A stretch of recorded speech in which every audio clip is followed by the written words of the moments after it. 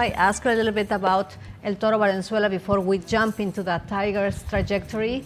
Because I think it's worth it. Many people like my age, my generation, I mean, we know and we were a super huge fan of El Toro Valenzuela. So tell us a little bit more about the trajectory that he used to have when he was playing. Yeah, my father, he came up in the 80s playing with the Dodgers. Young kid from Sonora, Chahuaquila, a small town. Yeah. Less than 1,000 people live there. And, he made a name for himself with the Dodgers, obviously in the big leagues with a lot of great years, all-star games, no hits. And, he's always been that guy, humble, always coming from a humble background. And him coming right now with the team, it's very unexpected. If you know him, he's very, very humble, very quiet.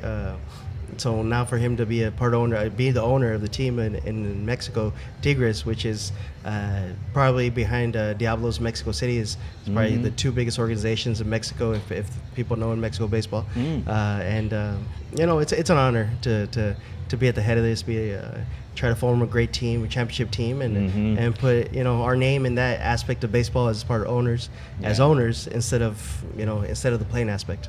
And what a role model, Fernando El Toro Valenzuela, what a role model for the team. So how does Los Tigres like the fact that he's owning the team right now? I think well. Where the city's doing a great job. Tigres was last year for sale, and it was going to be whether they weren't going to play in the league anymore. And the Liga Mexicana without Tigres is a big no. It's a lot of people in Cancun stood up and said no, somebody please take over the team. We did, and Tigres is in Cancun to stay. And how are you doing? I'm sorry.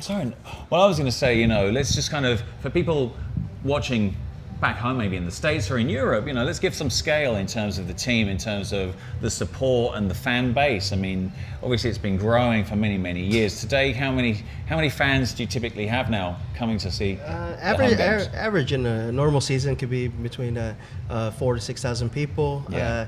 The stadium holds around 10,000 people, so you get that in playoffs. You get that in the first game, opening day. Yeah. The fans come out. A lot of kids, especially Sundays. We have a lot of promotions at the stadium during the week to accommodate everybody in the city. And obviously, the tourist part is a big part of it. We're in a tourist city, Cancun. Yeah. A lot of hotels in the area, Playa del Carmen, areas where a lot of American people come to stay months at a time.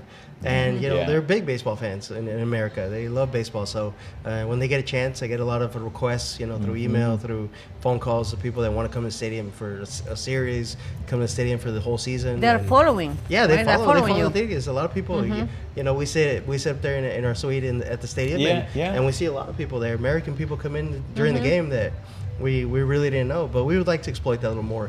Let people know at the hotels and stuff.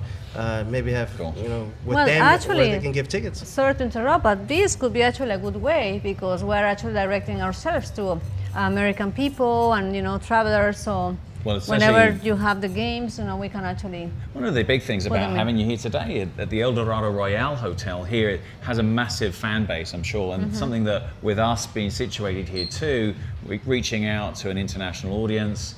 People are very excited knowing that you're here today and wanting to sort of know and make it very easy, through our Facebook page, we link up, post all your news. So, that's the way it is today, I think, being a news service and trying to create international interest in what you're doing would be very easy. We'd love to have more of your news on our Facebook page. No, thank you very much, and thank you for the support. Yeah. I think like I said, here at the El Dorado Royale, it's like you said, a lot of fan base, a lot of people that come in from America, from different parts of Canada, and like I said, baseball's like I said, America's pastime, so it's a great opportunity.